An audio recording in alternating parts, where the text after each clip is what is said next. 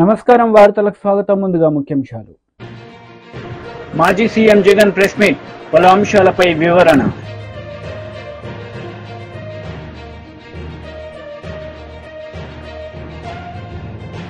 YS Sharmila press meet, ఇరు పార్టీలపై fire. మాజీ CM Jaganmohan Reddy media సమావేశం నిర్వహించారు. ఈ సందర్భంగా చంద్రబాబు నాయుడుపై ఆయన మండిపడ్డారు. లేదు, ధర్మం న్యాయం ఈరోజు గెలిచింది. మామూలుగా అయితే పోటీ పెట్టకూడదు.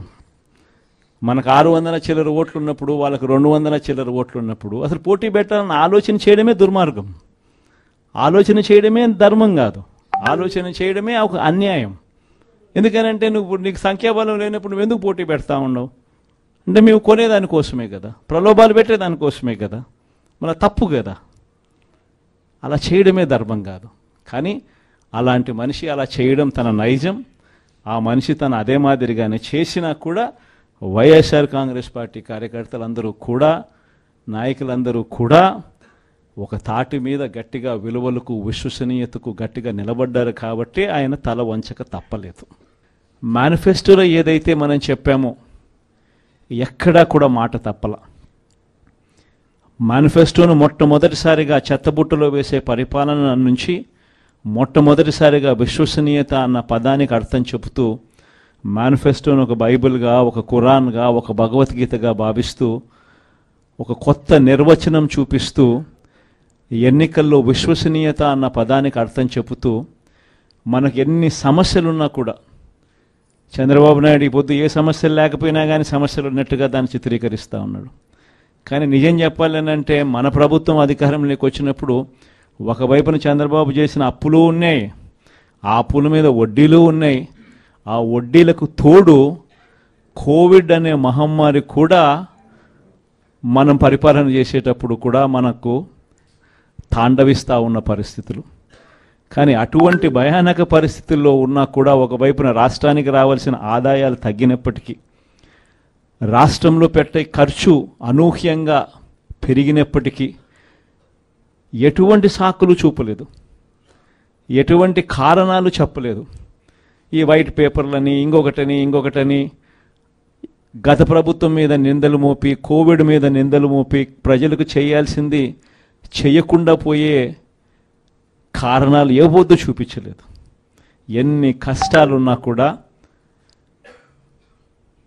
చిక్కటి చిరునవ్వుతోనే ప్రతి ఒక్కరికి కూడా, ప్రతి ఇంటికి కూడా మంచి చేస్తూ, ఇదిగో ఈ నెలలో ఈ కార్యక్రమం చేస్తాం, ఇదిగో ఈ నెలలో ఇది చేస్తాం, ఇదిగో ఈ నెలలో ఇది చేస్తాం, ఇదిగో ఈ నెలలో ఇది చేస్తామని చెప్పి గతంలో ఎప్పుడూ జరగని విధంగా ఏకంగా బడ్జెట్లో ఒక క్యాలెండర్ రిలీజ్ చేసి గత 5 సంవత్సరాల పాలనలో కూడా ఏ నెలలో ఏం చేస్తాము అని చెప్పి క్యాలెండర్ రిలీజ్ చేసి బటన్ నొక్కి నేరుగా ప్రతి ఇంటికి డోర్ డెలివరీ చేసిన చరిత్ర గతంలో ఎప్పుడూ కూడా జరగల.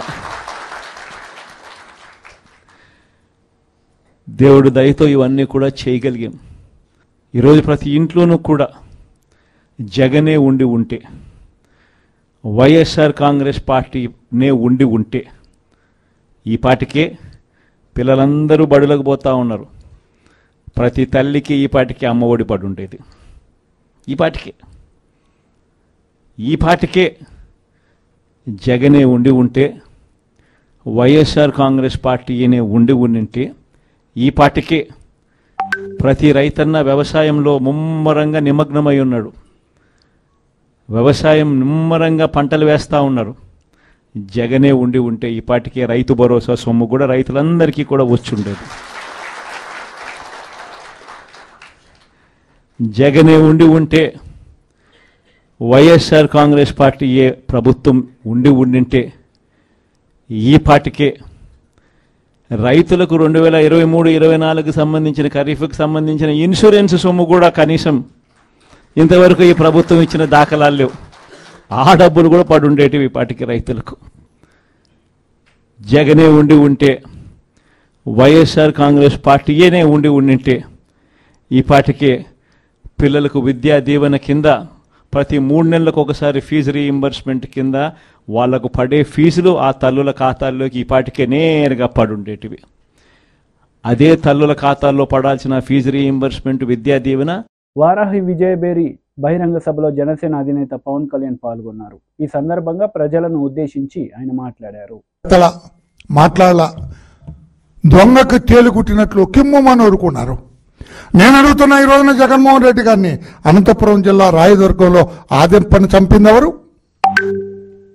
ఆదిప్ప మా తెలుగుదేశం పార్టీ కార్యకర్త కాదా? చంపింది మీ వాళ్ళు కాదా? దాని గురించి మాట్లాడమే. కడప జిల్లాలో మహమ్మద్ ఘనీ హూ కిల్డ్ హిమ్, మీ వాళ్ళు కాదా? అతను మా పార్టీ నాయకుడు కాదా? జగన్మోహన్ రెడ్డి గారు మావాడు కాదా? వాడు ఆలగడ్డలో శ్రీదేవి ఒక మహిళ, హౌ షీ వాజ్ కిల్డ్. తాడిపత్రిలో లాల్ బాషా, పత్తికొండలో గోపీనాథ్ చౌదరి, దీనికంటే ముందు మంగళగిరి దుగ్గిరాల్లో కాసిం, ఈ రోజున పత్తికొండలో శ్రీనివాస్. ఏడుగురు తెలుగుదేశం పార్టీ కార్యకర్తల్ని హత్య చేశారు మీ వైకాపా నాయకులు పక్కా ప్రణాళికతోటి. ఇది కుట్రలో భాగం అంటున్నా నేను. రాష్ట్రంలో శాంతి పద్ధతులు సజావుగా లేవు అని బయటపెట్టడం కోసం, బహిర్గతం చేయటం కోసం, ఎక్స్పోజ్ చేయటం కోసం మీరు పన్నిన కుట్ర ఇదని చెప్పినాడు. అందుకే ఐఎమ్ అలర్టింగ్ ది పోలీస్. ఈ జగన్మోహన్ రెడ్డి కుట్ర ఈ రోజున ప్రతి కాన్స్టిట్యున్సీకి డబ్బులు పంపిస్తున్నారట. జగన్మోహన్ రెడ్డి గారు ప్రతి కాన్స్టిట్యుయెన్సీకి 175 కాన్స్టిట్యున్సీలకి, అంటే అతను పులివెందల కాకుండా 174 కాన్స్టిట్యున్సీలకి డబ్బులు పంపుతున్నాడు. విపరీతమైన దొంగ సొమ్ము ఉంది, అవినీతి సొమ్ము ఉంది అతని దగ్గర. 175 కాన్స్టిట్యున్సీలకు పంపించి అరాచకం సృష్టించమని, అమాయకుల్ని ఈ రకంగా హత్య చేయించండి అని చెప్పి, తద్వారా శాంతి పద్ధతులు సజావుగా లేవని చెప్పాలని నేను అందుకుంటున్న. ఇంటెలిజెన్స్ ఇంకా ఎలర్ట్ అవ్వాలా మీరు? ఇతని దొంగ ఈ కుట్ర ఎక్కడికక్కడ వెలికి తీయాలా? ఈరోజు పత్తికొండలో జరిగిందంటే ఇంటెలిజెన్స్ వాళ్ళు అలర్ట్గా ఉండాలా, లోకల్ పోలీస్ అలర్ట్గా ఉండాలా. ఇతని కుట్ర ఇంకా no more murders in the state. ఈ వైసీపీ నాయకులు కుట్రలో భాగంగా హత్యలు జరగటానికి లేదు. పోలీసు అలర్ట్గా ఉండాలని చెప్పి కూడా తెలుగుదేశం పార్టీ తరఫున మేము విజ్ఞప్తి చేస్తున్నాం. మేము ఇంటెలిజెన్స్ ఇంకా తెల్లవారుజామున కారం మూటలు కట్టి ప్రిపేర్ అవుతున్నారంటే లోకల్ పోలీసుకు తెలియాలి. ఇంకా కట్టుదిట్టంగా చేసి జగన్మోహన్ రెడ్డి కుట్ర సాగటానికి లేదు. రాష్ట్రంలో బ్రహ్మాండమైన పరిపాలన, అనుభవజ్ఞుడు నాయకుడు ఉన్నాడు ఇక్కడ ముఖ్యమంత్రిగా. లా అండ్ ఆర్డర్ ఎలా మెయింటైన్ చేయాలో సుస్పష్టంగా క్షుణ్ణంగా తెలిసిన నాయకుడు ఈ రోజున ఉన్నాడు. ఏం ఆషామాషిగా రోజుకి 18 గంటల నిద్రపోయే నాయకుడు కాదు ఇక్కడ ఉంది. 14 గంటలు మేలుకొని ప్రజా సంక్షేమం కోసం, రాష్ట్రంలో శాంతి భద్రతలు సజావుగా ఉండాలని తాపత్రయపడే నాయకుడు, అన్నీ తెలిసిన నాయకుడు ముఖ్యమంత్రిగా ఉన్నారు.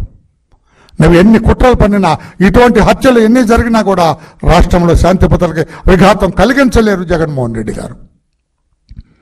మీ అవినీతి సొమ్ము, దుష్ట మార్గాల ఏది, మీ సారా, మీ ల్యాండ్, మైన్, ఎవ్రీథింగ్, ముఖ్యమంత్రిగా మీరు సంపాదించిన అవినీతి సొమ్ము ఖర్చు పెట్టి శాంతి భద్రతలు సజావుగా లేవు అని చెప్పాలని తాపత్రయపడుతున్నారు. అందుకే I request intelligence department to be alert. Local police కూడా అలర్ట్గా ఉండాలి. ఇతని ఆటలు కట్టించాలని చెప్పి కూడా మీరు చేయగలరు. ఇప్పుడు మీరు జగన్మోహన్ రెడ్డి అధికారంలో ఉన్న పోలీసు కాదు, మీరు అనుభవకుడైన చంద్రబాబు నాయుడు గారి నేతృత్వంలో పనిచేస్తున్నారు. మీకు ఫ్రీడమ్ ఉంది. ఇప్పుడు శాంతి భద్రతలు సజావుగా కాపాడండి. మీరు తప్పు చేసిన వాడిని తోలువలచండి. మీరు ఎంతటి పెద్దవాళ్ళైనా సరే చేయండి. ఈ జగన్మోహన్ రెడ్డి కుట్ర సాగటానికి లేదు. మనం ఎవరు చెబుతున్నారు, వైసీపీ అతనే ప్రతి కాన్స్టిట్యున్సీకి ఎంత కావాలో తీసుకెళ్ళండి. దేనికి? నీ పార్టీ బలోపేతాన్ని ఖర్చు పెట్టుకుంటే ఓకే, అంటే శాంతి భద్రతలకు విఘాతం కలిగించడానికి ఖర్చు పెట్టిస్తావా? ఇదేంటండి? ఇతను ఎవరండి?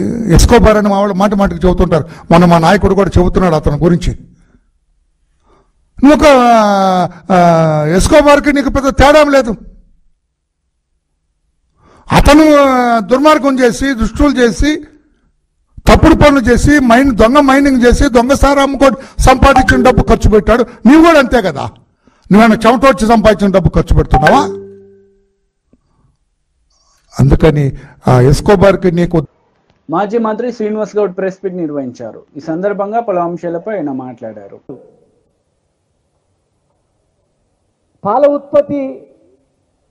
పాల ఉత్పత్తి ఏమైనా నష్టం వస్తుందా? పాలు గిరాకీ లేవా? ఒక హైదరాబాద్లోనే 30 లక్షల లీటర్లు అవసరం ప్రతిరోజు. కానీ ఇలా తెలంగాణ పాలు 5 లక్షల వరకు కూడా వీళ్ళు చేయలేకపోతున్నారు. 5 లక్షల లీటర్లు పోగు చేస్తే 2.5 లక్షలు మా ఉమ్మడి మహబూబ్నగర్ జిల్లా నుంచి వస్తాయి. టోటల్ తెలంగాణ మొత్తానికి 50% మా మహబూబ్నగర్ నుంచే సప్లై చేస్తుంది. 30 లక్షల రోజు ఖర్చు పెట్టే ఈ హైదరాబాద్లో ఉన్న 5 లక్షల లీటర్లు కూడా మీరు డబ్బులు ఇస్తలేరంటే మరి మిగతా 20 లక్షల లీటర్లు ఎక్కడి నుంచి వస్తున్నాయి? పాలు కల్తీవా మంచివా? ఏ రాష్ట్రం నుంచి వస్తున్నాయి? ఈడ పాలు విండి ఉదయం విండి గంట లోపల మీకు పాలు ఇచ్చే రైతును వదిలిపెట్టి ఈ రైతులను డబ్బులు ఇవ్వకపోతే తెలంగాణ డైరీ మూసేయాలనే కుట్ర ఇది. తెలంగాణ డైరీని పుయ్యాలి, ఆంధ్ర డైరీని పెంచాలి. ఇలా గుంటూరు నుంచి విజయవాడ నుంచి పాలు వస్తున్నాయి. ఆ పాలు మంచి పాల కల్తీ పాల ఎవరిని తెలుసు? వాళ్ళకు కూడా జనాభా వస్తుంది కదా. మరి వాళ్ళకు కూడా అంత జనాభా ఉన్న దగ్గర అంతకన్నా ఉత్పత్తి పాలను ఎవరైనా విశ్లేషించినరా? మనకన్నా జనాభా ఆంధ్రలో ఎక్కువ ఉంది. మరి వాళ్ళకు కూడా 1,00,000 లీటర్లు అవసరం కదా. మరి ఆ 1,00,000 లీటర్లు అవసరం ఉంటే వాళ్ళకి సరిపోని ఉత్పత్తి ఉందా? లేదు. మరి సరిపోని ఉత్పత్తి లేనప్పుడు ఆంధ్ర పాలు 25 లక్షల లీటర్లు ఇతర రాష్ట్రాల నుంచి ఇక్కడ ఎట్లెక్కించి వస్తున్నాయి? ఆ పాలు ఏం పాలు? అంతకుముందు టీవీలో యూరియాతో తయారు చేస్తున్నారు, పౌడర్తో తయారు చేస్తున్నారని చెప్తున్నారు. మరి ఇలా క్యాన్సర్ రోగాలు వస్తున్నాయి, రకరకాల జబ్బులు వస్తున్నాయంటే పాల నుంచి కూడా, కల్తీ పాల నుంచి కూడా క్యాన్సర్ వస్తుందని చెప్పి డాక్టర్లు చెప్తున్నారు. మరి ఆ పాలు కల్తీ పాలు తెచ్చి హైదరాబాద్లో దాపుతున్నారు. ప్రజల ఆరోగ్యం విషయం ఇది. మిగతా విషయాలు చచ్చిపోరు, బతరు, కొంపలు మునిగిపోయేటి ఏం కాదు. కానీ ఇది కొంపలు మునిగిపోయేటివి, ప్రాణాలు పోయేటివి. చిన్నపిల్లలు తాగుతారు ఈ పాలు. ఇవాళ పుట్టిన పిల్లలు కూడా ఈ పాలు పోస్తున్నారు, ఈ పాలు దాపుతున్నారు. విషపూరితమైనటువంటి పాలు దాపి ప్రజలను ప్రాణాలు పోగొట్టడానికా మీరు ఇతర రాష్ట్రాల డైరీని ప్రోత్సహించడం? తెలంగాణ డైరీని బొందబెట్టి ఆంధ్ర డైరీని పైకి లేపడానికా? మేము కొట్లాడి తెచ్చుకున్న తెలంగాణ డైరీని పూర్తి చేసేయడానికా? విజయ డైరీ అని పెట్టింది ఎప్పుడో పేరు. చాలామంది కన్ఫ్యూజ్, విజయ డైరీ ఏంది? తెలంగాణ డైరీ అది. తెలంగాణ పాలు ఉత్పత్తిని పెంచకుండా, తెలంగాణ డైరీకి ప్రోత్సాహాలు ఇవ్వకుండా, మేము ఉన్నప్పుడు బర్రెలు ఇచ్చేది, ఇన్సెంటివ్స్ ఇచ్చేది, 4 రూపీస్ ఇన్సెంటివ్స్ ఇచ్చినాం లీటర్కు. బర్రెల దానకు సకాలంలో దానం సప్లై చేసేది, బర్రెలు ఇచ్చేది, ఆవులను పంపించేది, సబ్సిడీ కింద సప్లై చేసేది. మీరు సబ్సిడీ పోయింది, దానా పోయింది, సొంతంగా రైతు చెమటొడిచి కష్టపడి దానా గడ్డి కోసుకొచ్చి వేసి పాలు పిండి పాలు ఇస్తే పాలు ఇచ్చిన పైసలకు కూడా మీరు ఇవ్వట్లేదు. వీళ్ళ కష్టాతీతంతో పాల పౌడర్ తయారు చేసిండ్రు. మన ఆవు నెయ్యి ఉంది, బర్రెల నెయ్యి ఉంది. గోడౌన్లో పోయి చూడండి విలేకరులారా, 500 కోట్ల విలువైన నెయ్యి, పౌడరు, బట్టరు ఉంది అక్కడ. కొద్ది రోజులు అయితే అది టోటల్ కొలాప్స్ అయిపోతుంది. అడిగే నాతుడు లేడు, మార్కెటింగ్ చేసేటోడు లేడు, దిక్కు దివాన లేదు. నేను అన్నది వాస్తవం కాదంటే పోయి చూడండి. మీరని ఎవరైనా అధికారి పంపించండి. అధికారి పంపించి నేను చెప్పిన మాట వాస్తవం కాదా అని గోడౌన్ తెరిచి, గోడౌన్లో ఉన్న ఘీ ఎందుకు మార్కెటింగ్ చేస్తారు? యాదాద్రికి ఇవ్వండి, మా యాదాద్రి దేవాలయానికి ఇవ్వండి, లడ్డు తయారు చేస్తారు. లేదు పోనీ తిరుపతి దేవాలయానికి ఇవ్వండి. YCP leader Ambati Rambabu media సమావేశం నిర్వహించారు. ఈ సందర్భంగా పలు అంశాలపై ఆయన మాట్లాడారు. ఇవాళ ఇంగ్లీష్ మీడియం కూడా తిరోధకాలు ఇచ్చేటటువంటి పరిస్థితికి దిగజారిపోయారు. కాబట్టి ఇలా ప్రతి పథకాన్ని నీరు కార్చేసి ఆయన ఇచ్చిన హామీలను మాత్రం నిలబెట్టలేనటువంటి పరిస్థితికి చంద్రబాబు నాయుడు గారు దిగజారిపోయేటటువంటి కార్యక్రమం చేసి ఇవాళ అన్ని పథకాలు ఎగ్గొట్టేసి వాళ్ళ రేపు అనుకుంటా బహుశా రేపేమో గుడివాడలో అన్నా క్యాంటీన్ ఓపెన్ చేస్తున్నారు. ఆ తర్వాత అన్ని చోట్ల అన్నా క్యాంటీన్ ఓపెన్ చేస్తారు. మొత్తం మేము అన్నా క్యాంటీన్ ఓపెన్ చేయటము ఏదో 10 మంది పేదవాళ్ళకి తిండి పెట్టడానికి మేము వ్యతిరేకం కాదు. కానీ ఇవాళ ఏం చేస్తున్నారు మీరు ఈ రాష్ట్రంలో? పేద ప్రజల్ని ఆదుకోవలసినటువంటి అన్ని అంశాలని కూడా పక్కన పెట్టేసి కాస్త అన్నం పెడతాం రండి, ఒక 300 మందికో 400 మందికో అన్నం పెడతాం అనేటువంటి కార్యక్రమానికి మీరు తెలదీశారు. ఇది చాలా అన్యాయమని మనం చేస్తున్నాం. ఏదో 10 మందికో 20 మందికో లేకపోతే 100 మందికి పెడతారు, 300 మందికి పెడతారు. ఇంతకుముందు జరిగినటువంటి కార్యక్రమం నేను చూశాను. 300 మందికి పెడితే అవుట్ అయిపోయినాయి అంటారంటే 5 రూపాయలు తీసుకుని ఉదయం మధ్యాహ్నం సాయంత్రం 5 రూపాయలు తీసుకుని ఒక 300 మందికో 400 మందికో పెట్టేసి అయిపోయిందని బోర్డు పెట్టేస్తారు. అన్నా క్యాంటీన్లు అద్భుతంగా జరుగుతాయనేటువంటి ప్రచారం చేసుకునేటువంటి పరిస్థితి చేస్తున్నారు. అన్నా క్యాంటీన్లు ఎలా జరిగాయో, అన్నా క్యాంటీన్లో ఎంత అవినీతి జరిగిందో కొత్త కాదని మనం చేస్తున్నాం. నాకు తెలుసు. అప్పుడు మీరు చూసినట్టయితే 2014-19లో టీడీపీ ప్రభుత్వం ఏర్పాటు చేసిన అన్నా క్యాంటీన్ల వ్యవహారం ఒకసారి మనం పరిశీలన చేసినట్లయితే అప్పుడు రాష్ట్ర వ్యాప్తంగా 2 దశల్లో 203 అన్నా క్యాంటీన్లు ఏర్పాటు చేయాలని తలపెట్టారు. వాటిలో చిత్రం ఏంటంటే 203 అన్నా క్యాంటీన్లో 114 అన్నా క్యాంటీన్లు ఊరుకు దూరంగా ఎక్కడో మూలన స్థలం ఎక్కడ దొరికితే అక్కడ కట్టేసే కార్యక్రమం చేశారు. జనరల్గా ఎలా చేస్తారు అన్నా క్యాంటీన్లు? 10 మంది పోగే చోట బస్ స్టాండ్లోను లేకపోతే మరొక చోట మంచి సెంటర్లోను పెట్టి అక్కడ అన్నా క్యాంటీన్లు ఓపెన్ చేస్తారు. అలా కాదు, అన్నా క్యాంటీన్ కట్టడం, ఆ కాంట్రాక్టర్కి డబ్బులు ఇవ్వడం, లేదా అన్నా క్యాంటీన్లో ఫుడ్ వండటం, దానిలో అవినీతి చేయటం, దీనికే పరిమితం అయిపోయింది. కాబట్టి స్థలాలు ఎక్కడైనా పర్వాలేదు అని ఊరికి దూరంగా మానవ సంచారంతో బీజేపీ లీడర్ మీడియా సమావేశం నిర్వహించారు. ఈ సందర్భంగా పలు అంశాలపై ఆయన మాట్లాడారు. ఈ రోజున అట్టడుగు స్థాయికి దిగజార్చే రకంగా ఈ ప్రభుత్వాలు పనిచేసినాయి. దాని పర్యవసానం రాబోయే కాలంలో విపరీతాలకు దారితీసేటువంటి అవకాశం ఉంది. ఈ మధ్యకాలంలో మనకు నేషనల్ ఇన్స్టిట్యూట్ ర్యాంకింగ్ ఫ్రేమ్వర్క్లో ర్యాంకింగ్స్ తీసిండ్రు యూనివర్సిటీకి సంబంధించి, కాలేజీలకు సంబంధించి. దాంట్లో మన యూనివర్సిటీలు చిట్ట చివరి స్థానంలో కూడా 1-2 ఉన్నాయి. మిగతా అయితే అసలు 100 రూపాయల ర్యాంకింగ్లా లేనటువంటి పరిస్థితి మనకు కనపడతా ఉంది. తెలంగాణ ఉద్యమానికి కేంద్రమైనటువంటి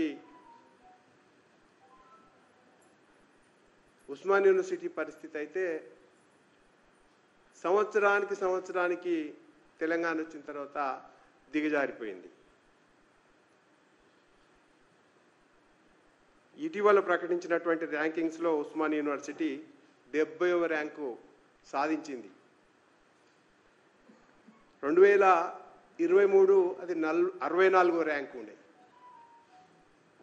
2022లో 46వ ర్యాంకు ఉండే.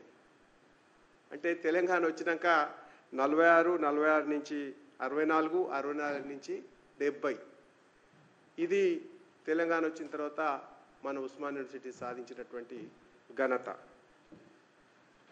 ఇక పోతే కాకతీయ యూనివర్సిటీ, తర్వాత తెలంగాణ యూనివర్సిటీ, జేఎన్టీయు, వీటి మాట ఎత్తితేనే పాపం 100 రూపాయల ర్యాంకులు అనేవి మనకు కనిపించేటువంటి స్థితి కూడా లేదు.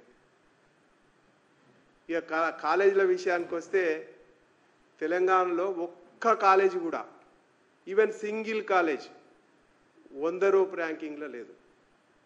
Single college. ఉస్మాన్ యూనివర్సిటీ ప్రతిష్టాత్మకమైన యూనివర్సిటీ 70 ర్యాంకుకి వెళ్ళిపోయింది. కాలేజీల కాడికి వస్తే సింగిల్ కాలేజీ కూడా దురదృష్టకరం చెప్పుకోవడమే 100 లోపు ర్యాంకింగ్స్లో లేకపోవడం. తర్వాత ఇదేమిదో మళ్ళీ ఇక్కడ ఉన్నటువంటి సెంట్రల్ యూనివర్సిటీస్ కావచ్చు, సెంట్రల్ ఎడ్యుకేషన్ కాలేజీలు కావచ్చు, కళాశాలలు కావచ్చు, అవన్నీ ర్యాంకింగ్స్ మెరుగుపరుచుకున్నాయి.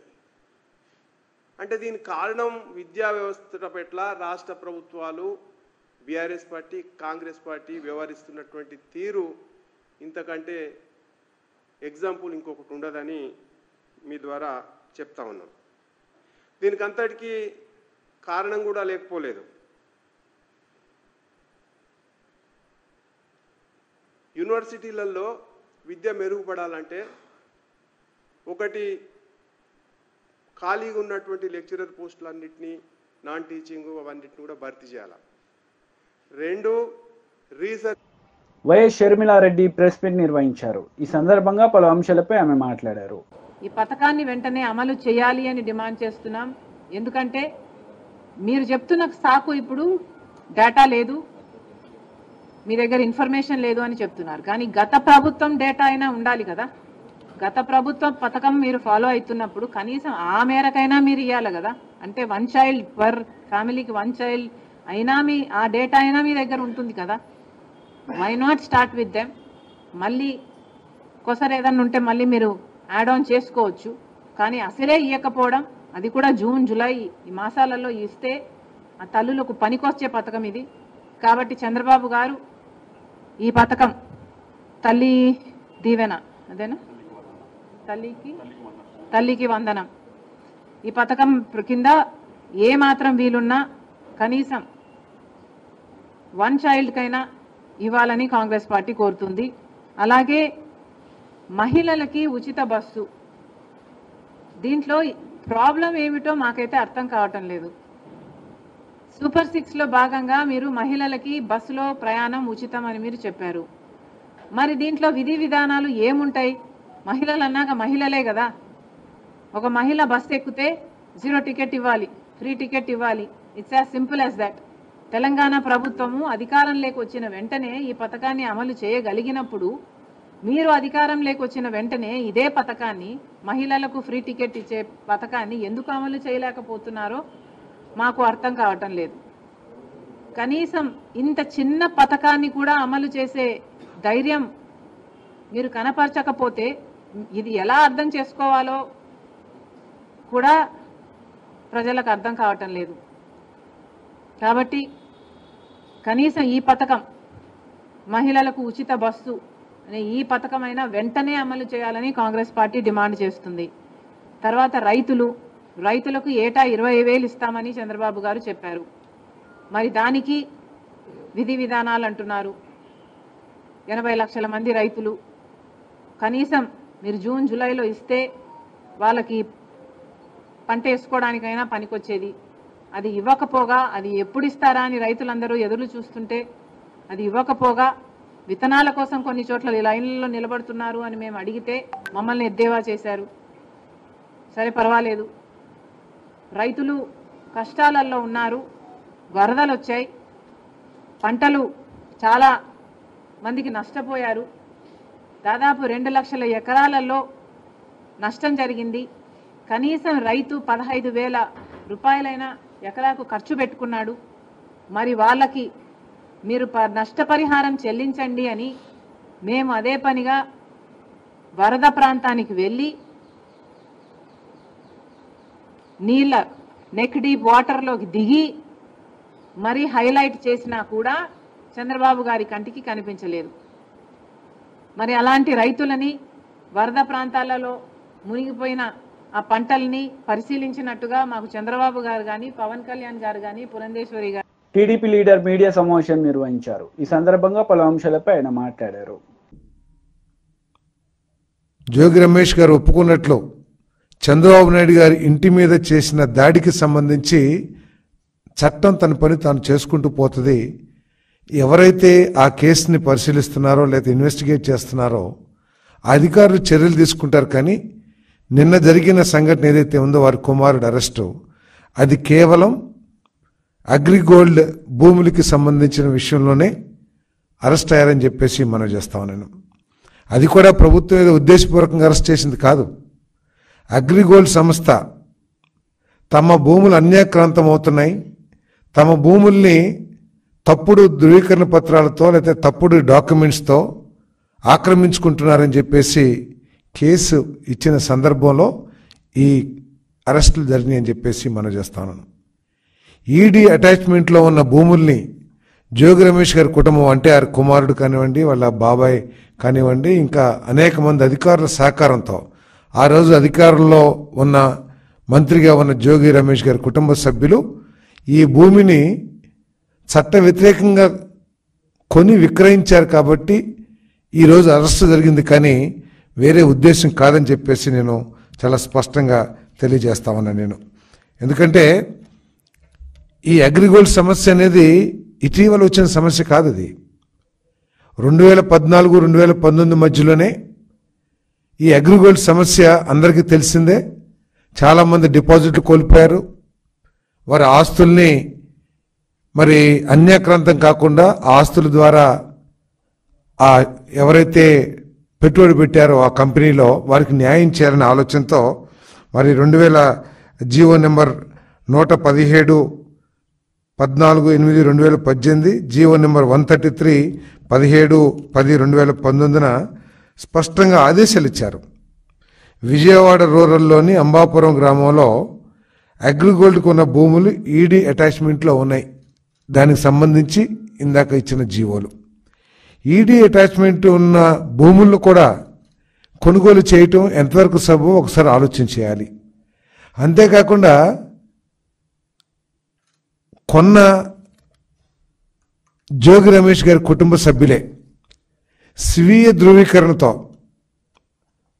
సెల్ఫ్ అసెస్మెంట్ అంటే సెల్ఫ్ కరెక్షన్ ఒక సర్వే నెంబర్ నుంచి 88 సర్వే నెంబర్ నుంచి 87 సర్వే నెంబర్కి ఏ విధంగా మార్చారో కూడా సమాధానం చెప్పాల్సిన అవసరం ఉంటుంది. అంతేకాకుండా దేదీపి అనే సర్వేయర్ లాగిన్లో నుంచి దేదీపి గారికి తెలియకోకుండా ఆ సర్వేయర్ గారి ఉన్నతాధికారులు ఎవరైతే ఉన్నారో వారిని వినియోగించి సర్వే చేసినట్టు తప్పుడు రికార్డ్స్ కూడా ఇచ్చారని చెప్పేసి మరి ఎంక్వైరీలో తేలిన విషయాన్ని కూడా మరి వారి దృష్టికి ప్రజల దృష్టికి తీసుకొస్తూ ఉన్నా నేను. అంతేకాకుండా చాలా చెప్పారు. చుట్టుపక్కల 87 సర్వే నెంబర్ వార్తలు ముగించే ముందు ముఖ్యాంశాలు మరోసారి. మాజీ సీఎం జగన్ ప్రెస్ మీట్, పలు అంశాలపై వివరణ.